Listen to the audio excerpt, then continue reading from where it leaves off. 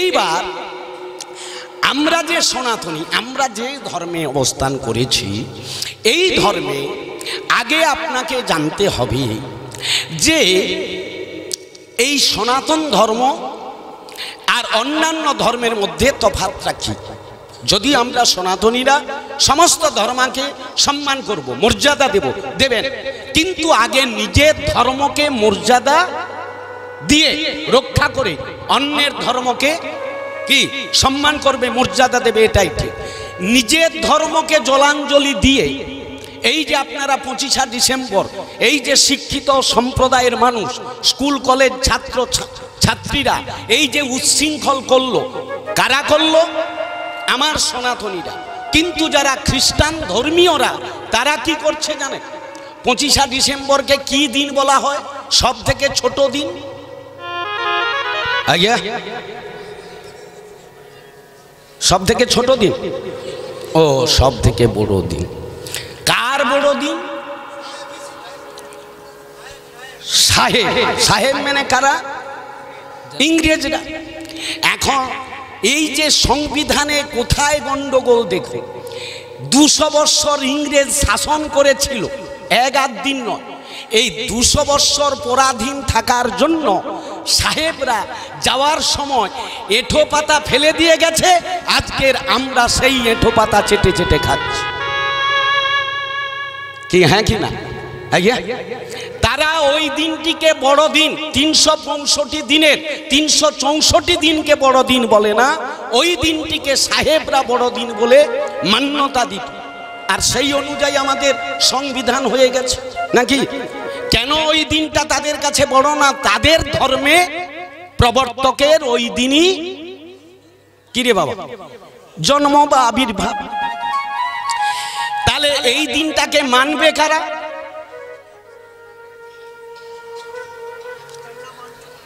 তোমার মাথার কটকটানি আসছে, আমাদের মাথার কটকটানিটা আইল। আচ্ছা, যদিও মানবেন, আচ্ছা ভালো। সাহেবরা তারা ওই দিন কি করছে? খ্রিস্টান ধর্মীয়রা সারা দিন উপসে থেকে, ভালো করে খোঁজ নিয়ে দেখবেন, সারা দিন উপসে থেকে শুভ্র বস্ত্র পরে, মাথায় টুপি নিয়ে, মোমবাতি প্রজ্বলিত করে গির্জায় গির্জায় গিয়ে সারা বৎসরের অপরাধের প্রায়শ্চিত্ত ক্ষমা প্রার্থনা করছেন। হ্যাঁ কি না? আইয়া ঠিক বললাম না ভুল বললাম? আর আমরা কি করছি না, সেই ধর্মকে আইয়া তাদের ধর্ম আমরা তো অপমান করছি। প্রকারান্তরে উচ্ছৃঙ্খলটা কি না, এই জল খাইয়া বক্স বাজিয়া। আবার সব থেকে বড় অপরাধ কি হলো? কতগুলো অবলা প্রাণীকে হত্যা করে আমরা এই দিনটিকে উৎসর্গ করছি। সাহেবের বড় দিন মানে কতগুলা যে প্রাণী হত্যা হবে নাকি? এই প্রাণী হত্যার অপরাধ কাদেরকে নিতে হবে বলুন? যারা করছে। ওই প্রাণীগুলার দোষ কি হল বলুন? আরে তারা জন্ম হয়েছে কার ইচ্ছা? ভগবানের ইচ্ছা। মরবে কার ইচ্ছা? তার ইচ্ছা। তুমি এই যে জোর করিয়া মারলো, সমস্ত অপরাধ তোমাকে সুদে আসলে তার শোধ করতে হবে, ছেড়ে যেতে পারবেন না। এই জন্য বুঝবি ভজা দুদিন পরে, পরীক্ষা এলে পরে ভজা সেই দিন বুঝতে পারবে কত ধানে কত চাল। আজ ভজা বুঝতে পারবে। ঠিক আছে, বেশ আনন্দ করছে, নাচছে, ভালো। এইবার খ্রিস্টান ধর্মের বয়স কত তাহলে? উত্তর কি হলো? 2022। ও 22 চলে গিয়ে 23-এ পদার্পণ করছে, ভালো। তাহলে 2023 বৎসর পূর্বে খ্রিস্টান ধর্ম ছিল না নাকি? হ্যাঁ কি না? ব্যাস। ইসলাম ধর্মের বয়স কত? খ্রিস্টান ধর্মের পরে ইসলাম ধর্ম কত জানেন? মাত্র 1500। তারপরে জৈন ধর্ম, তারপরে বৌদ্ধ ধর্ম। ঠিক আছে, আমাদের সনাতন ধর্মের বয়স কত?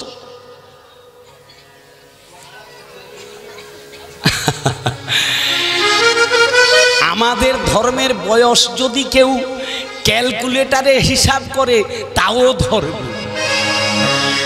কেন জানেন? একটা একটা যুগের পরমায়ু যদি আপনাদের বলা হয় মাথা ঘুরিয়ে যাবে। বলবো, এই যে বর্তমান কলিযুগটা চলছে, এই কলিযুগের বয়স কত জানেন? 4,32,000 বৎসর। এখন 4,32,000 যদি শুধু কলিযুগের বয়স হয় নাকি, এখন তাহলে এর চতুর্থাংশ বেশি হলো সত্যযুগ। সত্যযুগের বয়স কত? 17,28,000। কারেক্ট। কি? ত্রেতা যুগের বয়স কত? 12,96,000। ঠিক। দাপর যুগের, বাহ কারেক্ট, 8,64,000। আর কলির হলো 4,32,000। তার দ্বিগুণ দাপর, 4 দুগুণে 8, 32 দুগুণে 64, 8,64,000। ঠিক আছে, তার 1/4 বেশি হয়। এই করে করে তাহলে 4টা যুগের, সত্য যুগের পরমায়ু যদি 4,17,28,000 এত যদি পরমায়ু হয় একটা যুগে, তাহলে এইভাবে এই সত্য ত্রেতা দাপর কলি এটাই শেষ নয় বাবা। এইভাবে কত সত্য, কত ত্রেতা, কত দাপর, কত কলি গেছে, সে আপনাকে যদি বলা হয় মাথা ঘুরিয়ে যাবে। প্রমাণটা চৈতন্য চরিতামৃতে দিয়েছেন, প্রমাণটা শ্রীমদ্ ভগবত গীতাতে দিয়েছে। কি বললেন? অঙ্কটা মাথায় করুন, কত হবে? সত্য ত্রেতা দাপর কলি 4 যুগ জানি, 4 যুগ হইলে 1 দিব্য যুগ গণি। 71 চতুর্যুগে হয় 1 মন্বন্তর, 14 মন্বন্তর হইলে ব্রহ্মার দিবস ভৃতর। ব্রহ্মার তুহে 1 সহস্র বৎসর, অবতীর্ণ হয় অনাদির আদি শ্রী গোবিন্দ শ্রী সচিনন্দন। এখন অঙ্কটা বলা হয়ে গেছে, কারা বুঝতে পারছেন? এখন 71 সত্য, 71 ত্রেতা, 71 দাপর, 71 কলি চলে গেলে একটি মনু রাজ্যত্ব কাল করে। এইবার মনুটি কি? মনু মানে বুঝতে পারবেন, মনুর সংখ্যা কত তাও বুঝতে পারবেননি, সেটি শ্রীমদ্ ভাগবতমে বর্ণনা করা হয়েছে। মনুর বংশ বিস্তার। মনুটি কি? এই যে আমরা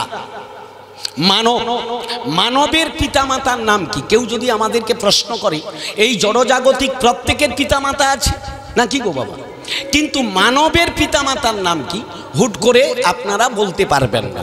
যারা সাধু সঙ্গ করেছে তারা ব্যতীত কেউ বলতে পারবেন না। এখন কি ব্যাপারটা একটু বলি। এই জন্য আমরা উচ্চ শিক্ষায় শিক্ষিত, এই জন্য কিছু মুরব্বী ব্যক্তিরা বলে, ভাই কি শিখেছিস, কি পাণ্ডিত্য অর্জন করেছিস? বাবার নাম কইলে ঠাকুর দাদার নাম কইয়া বস, নাকি বলা হয় তো। এইবার আমাদের পিতাটি কে দেখুন, তাহলে আমাদের সৃষ্টিকর্তা কে? নাম জানেন তো সবাই? আমাদের সৃষ্টিকর্তা ব্রহ্মা। বিষ্ণু, বিষ্ণু কি কর্তা? তোর মহেশ। তাহলে তাহলে ব্রহ্মা সৃষ্টিকর্তা, বিষ্ণু হলো পালনকর্তা, আর মহাদেব হলো সংহারকর্তা। এই তো ব্যাপারটা। এখন এই ব্রহ্মা বিষ্ণু মহেশ্বরকে সৃষ্টি করা হলো শতগুণ, রজগুণ, তমগুণ। শতগুণ হলো বিষ্ণু, রজগুণী হলো ব্রহ্মা, তমগুণী হলো মহাদেব। তাহলে এই 3টি গুণ। এইবার ব্রহ্মাকে যখন ভগবান সৃষ্টির ভার দিল, ব্রহ্মা প্রথম আদি সৃষ্টিতে, এগুলো শ্লোকেই বলা হয়ে গেছে। এই যে আমার ঘরে বাবু শ্লোক করতেছে হুড় হুড় করে, আপনারা শ্লোক, আসলে আমাদের অসুবিধা, আমরা তো শ্লোক সকলে বুঝিনি। আবার কেউ আমাদেরকে আইসা বলতেছে গ্রাম থেকে, বলি কি খালি বড় বড় করছে নাকি, এগা কি ভাগবত, এটা আপনারা বোঝেননি।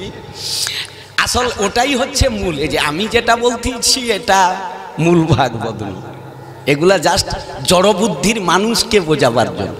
ভাগবত হচ্ছে সংস্কৃতম, দেব ভাষা। অতএব এটি একটি একটি শ্লোক হলো মন্ত্র। যেমন মন্ত্র আমরা দেবদেবী পুজো করলে পুরোহিত ঠাকুর কি বলে, বাংলায় বলে, কিসে বলে? আপনি চাউল ডাল কাপড় সবজি সব কাঁড়ি করিয়া দিচ্ছেন, সে তার অং ফং গং ঘং যা করে ঢে, তুমি জানো আমার পূজা হোক। কি কত গা ফুল করে ঠিক করে ঢে, কি কার মুখে ঢে আপনি বুঝে। ঠিক তদ্ভুত এই দেবতাদের প্রীতির উদ্দেশ্যে এই শ্লোক, ঠিক আছে?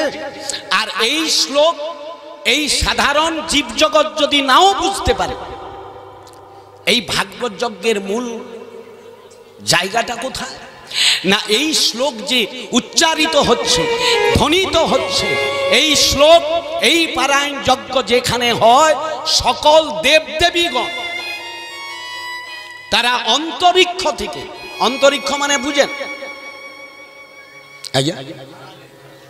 হ্যাঁ, আড়াল থেকে, হ্যাঁ, মানবের নজরে নেই।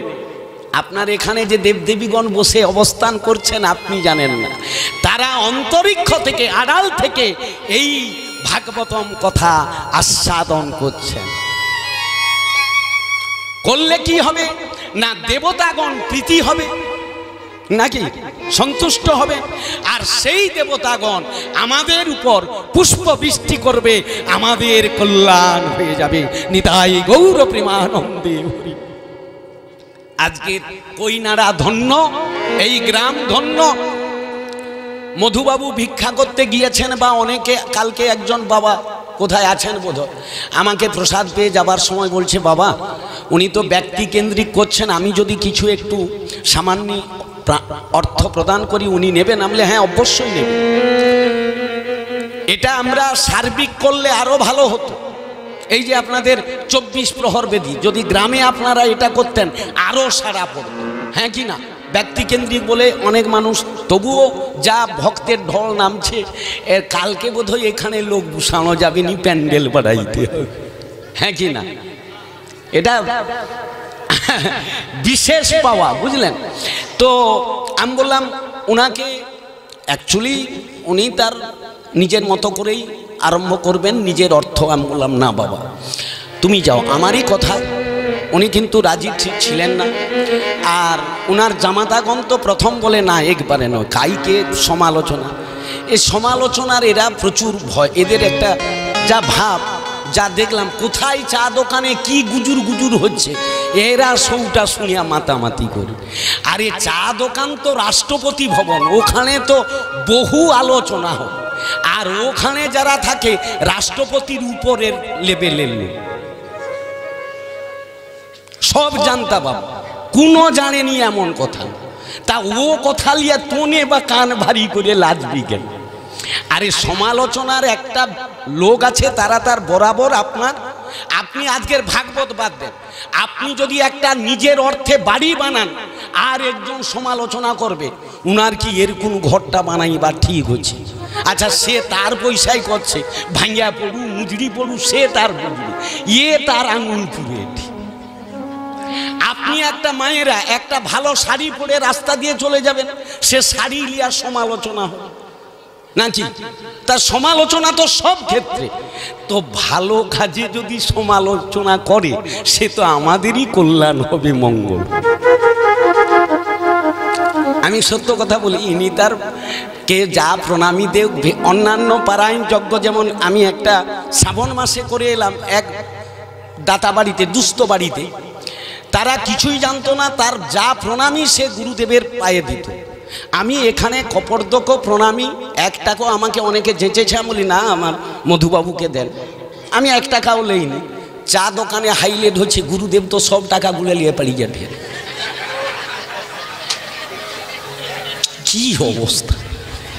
আমাকে স্বপন আর কার্তিক গাইসা কোঠে বলে, আপনাকে বলিনি কষ্ট পাবেন বলে, স্বপন কোটে আমি গিয়ে প্রতিবাদ করলাম, বলে কে বলছে তোমাদের মূর্খের মতো। দেখো আমি তখন বললাম যাক বলুক, সেটাও আমার প্রাপ্তি। ভালো ভালো কাজ যখন পৃথিবীতে কেউ করে, যত মহাজন মহাপুরুষগণ যত ভালো কাজ করেছেন, আজকে যারা স্বর্ণাক্ষরে ইতিহাসের বুকে নাম লিখিয়েছে, তাদের জীবদ্দশাতে কেউ তাদের ভালো বলেনি, সবাই তার পন্ধে লাগছে নাকি। আজকে তারাই হয়েছে মহান। অতএব মহান ব্যক্তি যারা জ্ঞানবান ব্যক্তি, গুণীবান ব্যক্তি, অল্পেতে বিচলিত হয় না। বলতেই পারে সমালোচনা বহুভাবে হয়। অতএব উনি আমার কথায় কিন্তু অ্যাকচুয়ালি সেটা আমার অপরাধ হোক আর যাই হোক, হয়তো কেউ ভাবতে পারেন উনার যদি টাকা নাই উনি আরম্ভ করবেন কেন, নাকি এটা কারোর প্রশ্ন আসতে পারে। দেখো মজার বিষয়টা কি জানেন, ওই জায়গাটা আমি আরেকটু মূল্যায়ন করি, যদিও প্রথম দিন বলেছিলাম। ব্যাপারটা কি বলুন তো, এই যে আপনারা আসছেন, উনি প্রসাদ দিচ্ছেন, আপনার জীবনে আজকের হাসে বাবা এসে ফার্স্ট পজিশনে এসে প্রণাম করে বলছে বাবা আমি তখন আসতে পারিনি, মধুবাবুর কাছে আমি যখন বেরিয়ে আসতেছি উনি একটু প্রণামই দিলেন, বলে আমার যা সামর্থ্য আমি দিলাম। ভালো, আজকের আপনি আপনার জীবদ্দশায় আজকের মধুবাবুর পূর্বজন্মের স্বীকৃতি ছিল বলে, উনার পিতামাতার আশীর্বাদ ছিল বলে এত বড় যজ্ঞ উনার বাসভূমিতে হচ্ছে। কি আপনার টাকা থেকেও আপনি করতে পারবেন না। ওই যে হলে যোগ না হলে বিয়োগ, এই যোগ করাটা। অতএব উনার যজ্ঞে আপনি যদি যৎকিঞ্চিত দিয়ে দেন, আপনিও এই যজ্ঞের অধিকারী হয়ে যাবেন। আপনি তো আপনার জীবদ্দশায় করতে পারবেন নি বাবা, পারবেন? আপনি হয়তো অ্যারেঞ্জ করবেন, বাধা পড়ে যাবে। এই তো আমরা এখান থেকে এখানে শেষ করব, মহারাষ্ট্র যাব, সেখানে সপ্তাহকাল হবে। ব্যাঙ্গালোর থেকে ঘুরে এসছি, তারপরে ইনাদের এখানে এসছি, আবার মহারাষ্ট্রে সপ্তাহকাল ছিল। আজ 3 বৎসর তারা আমাদেরকে নিয়ে যাবে বলে বারবার ফোন করছে, আমি সময় দিতে পারিনি। তারপরে লকডাউন হয়ে গেল, যেতে পারিনি। এবছর 6 মাস আগে থেকে তারা একেবারে বুক করে নিয়েছে। আগে ও বাংলায়, ওখানে বাঙালিরা আছে। এই যে ব্যাঙ্গালোরও গেছিলাম, প্রবাসী বাঙালি প্রচুর বাঙালি আছে, ঠিক আছে। এখন এবছর যাব, ইনার 27 তারিখ শেষ হবে, 28 তারিখে আমাদের ট্রেনের টিকিট একেবারে রিজার্ভেশন, আপ ডাউন সব কিছু হয়ে গেছে। আমাদের সম্প্রদায়ে 4 জন, আমার বাবু আর ওনার মা যাবে, এই 6 জন যাব একবারে কনফার্ম। তিনারাও টাকা ফোনপে মেরে দিয়েছে। কিন্তু হঠাৎ করে আবার করোনার উপদ্রব 1 নম্বর, তারপরে হঠাৎ আমার বাবার শারীরিক প্রচুর খারাপ হয়ে গেল। সবাই আমরা চলে যাব। এখন কোথায়, বাংলায় থাকলে তবু হুট করে আসা যাবে, কিন্তু এমন একটা পর্যায়ে যার জন্য সে টিকিট ক্যান্সেল করল, যাওয়া বন্ধ। এইবারে বলুন, এই 3 বৎসরের তাদের আবেগ সেও হওয়া জিনিস হবে না। এই জন্য মহাজন বলছে হলে যোগ আর না হলে বিয়োগ। এই যে যোগাযোগ, এত বড় যজ্ঞটা সেই রাধারানী রাধা গোবিন্দের, গুরু গোবিন্দের কৃপায় আজ আমরা সকলে যুক্ত করিয়েছেন বলে আমরা যুক্ত হয়েছি। একটু কোনো কিছু অঘটন ঘটিয়ে দিলে আপনার টোটাল যজ্ঞটা শেষ। ভাবছেন হঠাৎ এটা বিশাল যোগ। অতএব এই যোগে আমি যদি যুক্ত হয়ে যেতে পারি যৎকিঞ্চিত, আমিও তো এই যজ্ঞের অধিকারী। আপনি যদি নাও দেন, এই যে আপনারা শ্রবণ করতে আসছেন, তাতেও আপনার কি হবে, কল্যাণ হয়ে যাবে। অতএব যারা নিন্দুক তারা বলবে, সমালোচনা কোনো দিন আপনি একটা মানুষকে বাড়িতে ডেকে যত লভ্যচস্য করে খাওয়াও না কেন, কি সে আপনার সমালোচনা করে যাবে, হ্যাঁ কি না? ওটা থাকবে, ওকে নিয়ে মহৎ কার্য কোনোদিন কে বন্ধ করা যাবে না। ওরা থাকবে বাবা, আর ওরা আছে বলেই মঙ্গল। কারণ ধর্ম আর অধর্ম, যেখানেই ধর্ম সেখানেই অধর্ম। কেন? কলি মহারাজ পরীক্ষিত মহারাজকে বলেছিল যে শোনো, তুমি আজ আমাকে যে কথা বললে, অর্থাৎ পরীক্ষিত মহারাজ যুধিষ্ঠির মহারাজকে কথা, হস্তিনার সিংহাসনের রাজা যুধিষ্ঠির মহারাজ ছিলেন, তারপরে কে হয়েছে?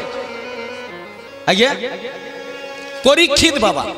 এই পরীক্ষিত মহারাজকে রাজ্যের দায়িত্ব দেওয়ার সময়, রাজমুকুট রাজ সিংহাসনে বসাবার সময় যুধিষ্ঠির মহারাজ বলেছিলেন তুমি আমাকে কথা দাও। পরীক্ষিতের সঙ্গে যুধিষ্ঠির কি সম্পর্ক? হ্যাঁ, দাদু আর নাতি। বলছে ভাই তুমি আমাকে কথা দাও, বহু কষ্ট করে এই ধর্মরাজ্য প্রতিষ্ঠিত করেছি। আজকের এই স্থানটা কার রাজ্য? ধর্মরাজ্য। এইখানটায় তুমি আমাকে কথা দাও, আমার এই ধর্মভূমিতে ধর্মরাজ্যে যেন অধর্মের প্রবেশ না। পরীক্ষিত কথা দিলেন। পরীক্ষিত ধর্মপরায়ণ ছিল, নীতিপরায়ণ ছিল, বলে ঠিক আছে আমি কথা দিলাম। ধর্মরাজ্য প্রতিষ্ঠিত হলো। পরীক্ষিত মহারাজ সিংহাসনে বসে গেলেন। হস্তিনার সিংহাসনে পরীক্ষিত মহারাজ বসে গেলেন। যুধিষ্ঠির মহারাজ আদি পঞ্চ পাণ্ডব স্বর্গ আরোহণ হয়ে গেল। আর ভগবানের লীলাভূমি দেখ, পৃথিবী থেকে ধর্ম চলে গেল, অধর্ম ঢুকে গেল। অর্থাৎ এই যে 7 দিন মধুবাবুর বাড়ি বা এই গ্রামের কতিপয় ফ্যামিলি প্রত্যহ কি খাচ্ছে বলুন? প্রসাদ। আগামী পরশুদিন ভাগবত বিশ্রাম হয়ে যাবে মধ্যাহ্নে, তারপরে আমরা বিগ্রহ আদি নিয়ে চলে যাব। এই গ্রাম কেন, এই কাছাকাছি ফ্যামিলি কেন যারা নিত্য প্রসাদ পেত, এইবার কলিটি ঢুকবে। কলি ঢুকবেন। কলি কি ঢুকবে বুঝতে পারছো? প্রসাদ তো আর হলো না। 7 দিন প্রসাদ পেয়েছিলেন, এরপরে বলে 7 দিন শুধু সৌ বইতার ঘেট আর ডায়, মুখে আর রুচি হয়নি, সে গালি যাবে। কলি এবার ঢুকবে। তারপরে মধুর জামাই আত্মীয় বন্ধু বাস, এরা তো আর হুট করে পালিয়ে যাবে নি আমানকার সঙ্গে, এরা থাকবে। এরা তখন শ্বশুরকে আবদার করবে, শুধু প্রসাদ হইল বাবু, সেগা একবার হয়ে যাও, চচক্কার খাওন হইয়া। এরা আইয়া বাস্তব না ভুল? চচক্কার খাওয়াইতে হবে। কেন না, এত খাবি করিয়া তাদের মনের আশা মিটেনি, সেগা নাই খাওয়াইলে জয় হবে। ওই খান দিয়া কলি ঢুকে যাবে। কলি কোন খান দিয়া ঢুকবে বুঝতে পারছো?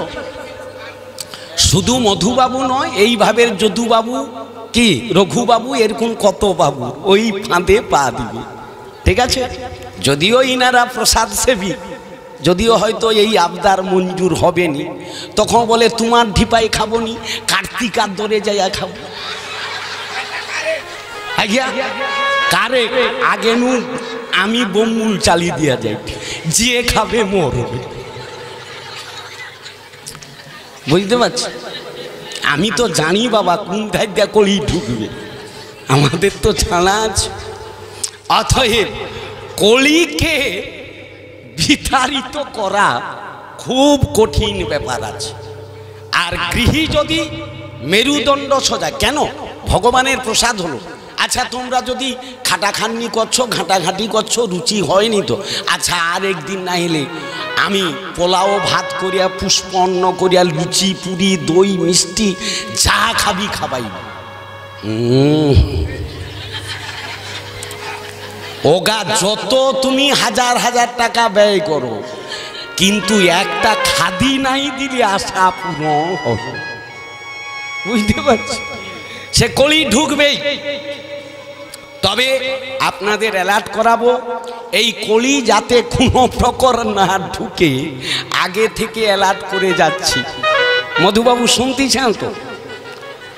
মঞ্জুর যদি করো তোমার এ সপ্তাহকাল ভাগবত যজ্ঞ ফাঁকা হয়ে, আবার প্রায়শ্চিত্তের তোরে আবার গুরুদেবকে ডাকতে, আবার 21 দিন করতে হবে, 7 দিনে আর হবে রিডবল। খুব সাবধান। তো এটিকে মাথায় রাখবেন। এই যজ্ঞের সবথেকে বড় কাজ হলো এটি। আর কর্মান্তে বহুত দোষ, অন্তের পরেই দোষ ঢুকে যাবে। তাহলে যুধিষ্ঠির মহারাজ কথা দিলেন মহারাজকে, আমার রাজ্যে পরীক্ষিত কথা দিলেন আমার রাজ্যে কলি ঢুকতে দেব না। এখন কলি মনে মনে ভাবছে, হে পরীক্ষিত, তুমি কিভাবে আমাকে আটকাও আমিও দেখে নিই। তাহলে ধর্মের সঙ্গে এখন লড়াই। লড়াইটা কার সঙ্গে হচ্ছে ভালো করে বুঝবেন, ভাগবত এগুলো বলা হয়ে গেছে। এখন ভাগবতে তাহলে ধর্ম আর অধর্ম, এক পাশে অধর্ম আছে আর এক পাশে ধর্ম আছে। এইবার ধর্মাশ্রয়ী সকলে তো নয় নাকি, এখানে যতজন আছে সবাই ধর্মাশ্রয়ী না। তাহলে অধর্মের ভাগ বেশি, কত বেশি না, 1 ভাগ ধর্ম আর 3 ভাগ অধর্ম। সত্য যুগে ধর্মের 4টি পদ ছিল, পরপর যুগের ধর্মের পাদস্খলন হয়ে গেছে, যুগের পাদস্খলন হয়ে গেছে, ঠিক আছে। এখন আর তারই ভিত্তিতে নামকরণ, ভগবান পৃথিবী থেকে চলে গেল আর অধর্ম ঢুকে গেল। এখন অধর্ম এই কলি ঢুকে গিয়ে, কলি সত্য যুগ থেকে ছিল বাবা, কিন্তু ধর্মের ভাগ বেশি থাকার জন্য কলি ঢুকতে পারি। আপনি যতক্ষণ এই গণ্ডিটার ভিতরে থাকবেন এখানে কলি কিন্তু ঢুকতে পারবে না। এখান থেকে প্রসাদ পেয়ে বেরিয়ে যাবেন, কলি কিন্তু আপনাকে আক্রমণ করবে। ধর্ম এখন কলি ভাবছে কি করে আমি ঢুকি, ঠিক আছে। এই বলে কলি কি করলেন, হাতে একটা বিশাল দণ্ড নিলেন, লাঠি, বিশাল এক স্বরূপে কলি এলেন। আসার পর এই পরীক্ষিতের রাজ্যে প্রবেশ করে গেল। করে কি করলো না, এই যে গোমাতা গাভী, এখন গোমাতা তিনি এক জায়গায় অবস্থান করছেন, তার কাছে একটি বৃষভ, বৃষভ মানে ষাঁড়, হ্যাঁ। এখন এই বৃষভের আবার 3 পদ চলে গেছে। কটি পদ? 3টি পদ। কি করে গেল? এই বৃষভটিকে আর গোমাতাটিকে, এটা আগে না বুঝলে বুঝতে পারবেন না। এই বৃষভ হলো ধর্ম আর এই গাভীটি হলো আগে ধরিত্রী, হ্যাঁ, গোমাতা পৃথিবী। গো, গো মানে, গো মানে আচ্ছা, আর গো মানে আচ্ছা, গো মানে গোবিন্দ গোপাল, সব তো এক জায়গায় যাট। গো, গো শব্দের অর্থ পৃথিবী, গো শব্দের অর্থ জননী, গো শব্দের অর্থ গাভী, গো শব্দের অর্থ গোলোক, গো পৃথিবী লোক, গোলোক। গো অর্থাৎ এই পৃথিবীর লোককে পালন করেন বলে তার আর এক নাম হলো গোপাল। গো তাহলে পৃথিবী, গাভী, পৃথিবী রূপা গাভী দাঁড়িয়ে আছেন আর তার কাছে বৃষভ হলো ধর্ম। এখন এই পৃথিবী, এই ধর্ম, এখানে এবারে বলছে কি, এখন আপনাদের যদি প্রশ্ন করি, ধর্ম আছে বলে পৃথিবী আছে না পৃথিবী আছে বলে ধর্ম আছে? কি বুঝলেন মা? ধর্ম আছে বলেই পৃথিবী আছে নাকি? এখন তাহলে এই পৃথিবী আনন্দে ছিল, ধর্ম ছিল বলে, ঠিক আছে। সত্য যুগে এই ধর্মের চতুষ্পদ ছিল। বৃষভের কটি পা? আগে একটা, 4। কি 4টি পদ? তত্ত্ব বুঝুন। কি কি? চারটা যে পদ বাবা, ক্ষমা, দয়া, শৌচ, সত্য, এই ধর্মের চারটি পদ সত্য যুগে ছিল। সত্য যুগ, ওই যে যুগের পরমায়ুটা আপনারা তো আগে বলে দিয়েছি, মনে রাখছেন? কত বলছিলাম আগে? 17 লক্ষ কত?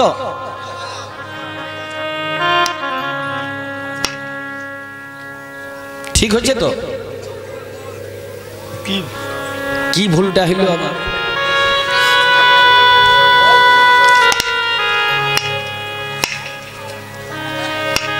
মনে রাখেন নি?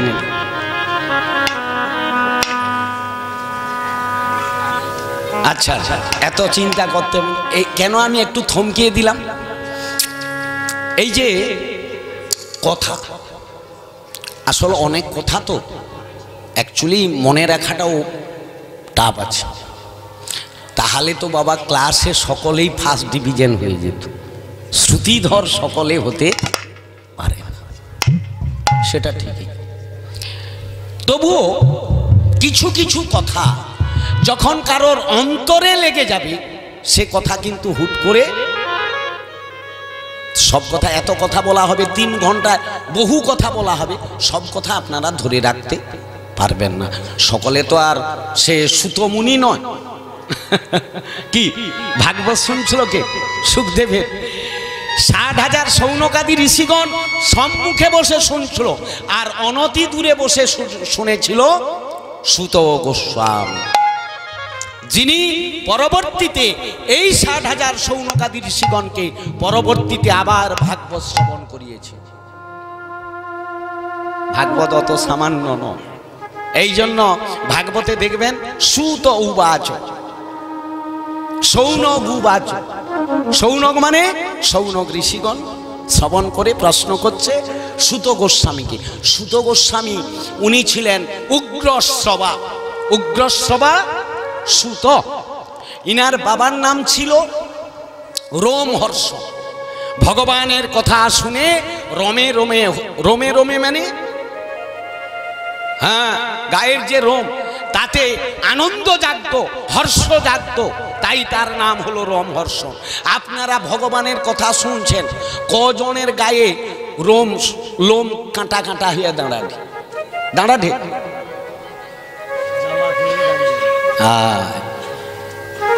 না? জামা খুললে দাঁড়াইবে নাকি? যে শীতকাল, শীতে গায়ের লোম দাঁড়ায় নাকি? কিন্তু ভগবানের কথায় রোম দাঁড়ানো হত সোজা।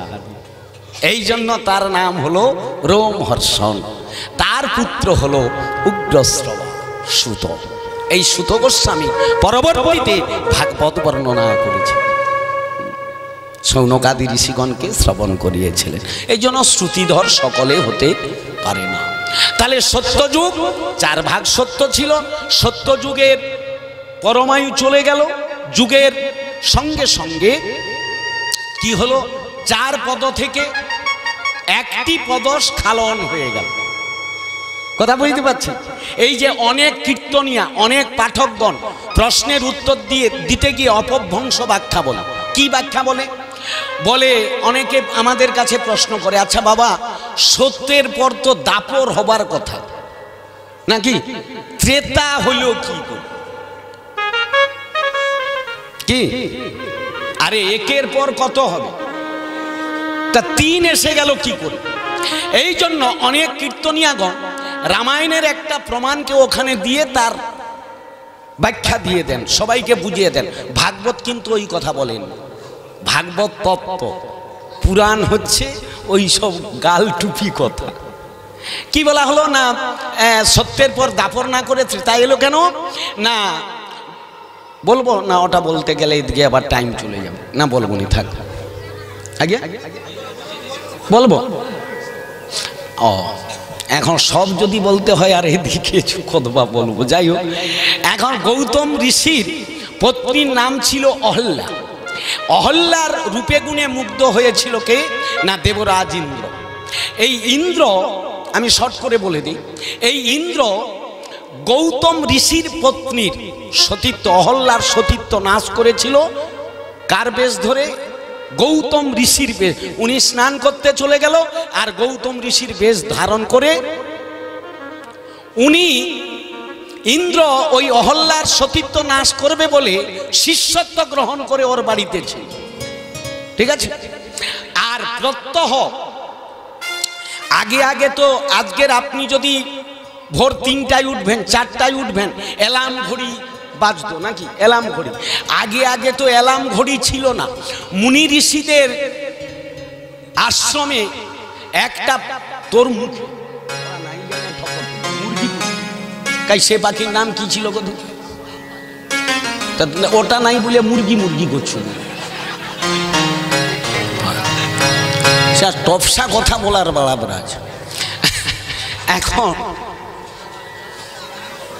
রাম পাখি, ওইটিকে 4 প্রহরে ওই পাখি 4 বার ডাকতো, তার দ্বারাই মুনি ঋষিদের ঘুম ভাঙত।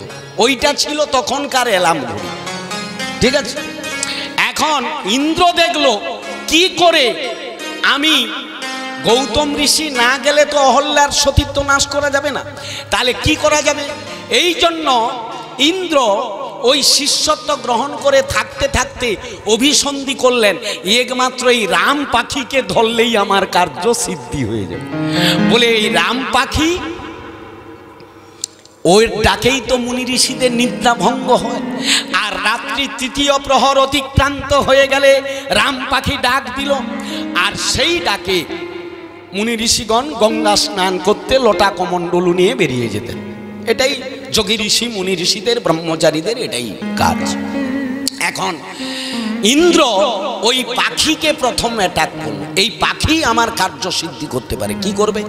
ওই পাখিটাকে যদি মুনির ধ্যান ভঙ্গ হয়, ঘুম ভাঙে, তাহলে ওই পাখিকে আগে ধরতে হবে। পাখিকে ওই ইন্দ্র গিয়ে তার বজ্রাস্ত্র দেখিয়ে বলছে, এই পাখি, আমার নাম ইন্দ্র, আমি দেবতাগণের রাজা। আজকের যদি তুমি রাত্রি 2য় প্রহরে যদি অসময়ে নাই ডাকো, তাহলে তোমাকে আমি হত্যা করে দেব। বলে কেন? না, তোমার ডাকে গৌতম ঋষির ঘুম ভাঙবে, গঙ্গা স্নানে চলে যাবে, আমার কার্য সিদ্ধি হয়ে যাবে। এই জন্য সেই রাম পাখিকে ভয় দেখাতে রাম পাখি অসময়ে ডাক দিল। আর গৌতম ঋষির নিদ্রা ভঙ্গ হয়ে গিয়েই বলে, ওগো অহল্যা, তাড়াতাড়ি আমাকে স্নান কমণ্ডলু দাও, আমি স্নানে বেরিয়ে যাব। পাখিটা কত চিৎকার করে ডাকছে, কত নিদ্রা, কাল নিদ্রা আমাকে আক্রমণ করেছে, না জানি আমার সঙ্গীরা চলে গেছে বলে সেই রাম পাখির ডাকে নিদ্রা ভঙ্গ হয়ে কমণ্ডলু নিয়ে গৌতম ঋষি স্নান করতে বেরিয়ে চলে গেল। আর এদিকে ইন্দ্র গৌতম ঋষির বেশ ধারণ করে অহল্যার কাছে এসে, কি ব্যাপার স্বামী, এই তো আপনি স্নানে গেলা, কেন প্রভু ফিরিয়া আইলা? এই তো আপনি স্নানে গেলেন, কেন আপনি ফিরে এলেন? তখন বলছে, ওগো অহল্যা, আজ পাখিটা অসময়ে ডাক দিয়ে দিয়েছে।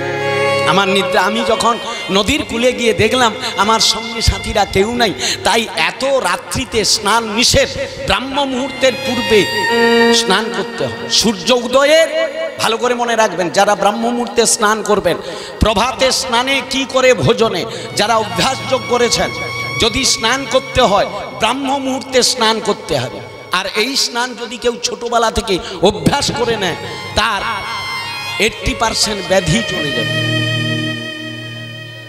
কিন্তু আমাদের অভ্যাস নাই, করিনি। হয় ব্রাহ্ম মুহূর্তে স্নান করুন সূর্য উদয়ের পূর্বে, আর না হলে সকাল 9টার পরে স্নান করুন। এই সময়কালটা স্নান করা যাবে না। মাথায় রাখবেন, মনে রাখবেন। আর আমার কথা শুনে আবার যাদের বয়স হয়েছে, মোটে ভরে উঠে স্নান করনি, তাহলে কপ টপ জড়িয়া মরিয়াবো বলে সনাতন বাবু মারিয়ে দিয়া পালিয়েছে। অভ্যাস এমন একটা জিনিস, এই যে আমরা ভোরবেলা স্নান করি, এটা আমাদের 12 বছর বয়স থেকে এ পর্যন্ত অভ্যাস। ঠিক আছে, কালকে অনেকে দীক্ষা নেবেন, আমার এটা বলা থাকবে শিষ্যদের, আপনি যদি অভ্যাস করে নিতে পারেন ভালো, কিন্তু যাদের বয়স হয়ে গেছে, কফ সঞ্চার দেহে হয়ে গেছে, তার উপরে যদি ঠান্ডা জলে স্নানটি করিয়ে কি অবস্থা খারাপ হবে। তবে যাদের আবার শাস্ত্র বলছে যারা এই অবগাহন স্নান, এটিকে কি স্নান বলা হয় আগে? অবগাহন স্নান। এই স্নানে যারা অসমর্থ হবে, স্নান 5 প্রকার আছে বাবা। কত প্রকার? 5 প্রকার। আপনি ভৌম স্নান করতে পারেন, ভৌম স্নান আগে ভূমি স্পর্শ করলেও স্নান হবে। মন্ত্র স্নান করতে পারেন, আপনি জলে গিয়ে গঙ্গা নারায়ণ হরি বলে আপনি জল মাথায় সিঞ্চন করলেও স্নান। তবে বাসি কাপড়টা মা ফেলে দিতে হবে। যে কাপড়টা পরে আপনি শয়ন করবেন সেটাকে ফেলে আপনি করতে পারেন। এখন যদি আপনার শরীর ফেভারিটি না হয়, আর না হলে শীতে কে স্নান করবে? গুরুদেব যখন কইয়া গেছে মন্ত্র স্নানে হবে, গরমে করব, ঠান্ডার দিনে করার দরকার নেই, আজ জল ছিটি দিয়া ঢুকাবো, এটি বললে হবে। যারা অসমর্থ হইবে, যাদের জরা ব্যাধি দেহেতে আক্রমণ করে গেছে, তাকেও তো ত্রিসন্ধ্যা করতে হবে রে বাবা। এই জন্য তাদের জন্য ক্ষেত্রে এই কথাটা বলা হয়। তাহলে স্নানের টাইম মনে রাখবেন, কি বললাম? সূর্য উদয়ের আগে, আর না হলে সকাল 9টার পরে। গৌতম ঋষি বললেন অহল্যাকে। কে বলছে আজ্ঞা? গৌতম ঋষি না, ইন্দ্রের ছদ্মবেশী গৌতম। অরিজিনাল গৌতম নদী ধারে ঘুরে কেউ নাই। আর ইয়ে তার কার্য সিদ্ধি করবার জন্য ঢুকে গেছে। দিয়ে এইবারে আসিতে আসিতে কামে হইল উদয়, শয্যাতে অহল্যা করগমন। কি বলছে বুঝতে পারছো? ফিরে আসার সঙ্গে সঙ্গে আমার কামের জাগরণ হয়েছে, তুমি শয্যাতে গমন করো। স্বামী বলছে, শয্যাতে চলে গেলেন। আর যেই না ওই ইন্দ্র ছদ্মবেশী গৌতম যেই না স্পর্শ করে দিল, কি হলো? কে তুমি? সঙ্গে সঙ্গে ধরে ফেলেছ। হে তুমি কি করলে? আমার সর্বনাশ করলে, তুমি আমার স্বামী হতে পারো না, কে তুমি? তখনই ইন্দ্র বললেন, আমি। তুমি শিষ্যত্ব গ্রহণ করে তুমি এই কার্য করেছ বলে ইন্দ্রের সঙ্গে অহল্যার এই কথোপকথন হচ্ছে। এমন সময় প্রকৃত যে গৌতম ঋষি ফিরে এলেন। এসে যখন সকল কাহিনী জানতে পারল, গৌতম ঋষি কুপিত হয়ে ক্রোধে উন্মাদনা হয়ে অহল্যাকে দিলেন অভিশাপ, যাও তুমি পাষাণ হয়ে যাও। অহল্যা বললেন, ওগো স্বামী, এতে তো আমার কোনো দোষ নেই, আমি তো অপরাধ করিনি। কি ও মায়ের কোনো দোষ ছিল কি আগে? তাহলে বিনা দোষে অভিশাপ পেতে। আর ইন্দ্রকে বলল, রে কামাতুর, তোমার সহস্র যোনি প্রাপ্ত।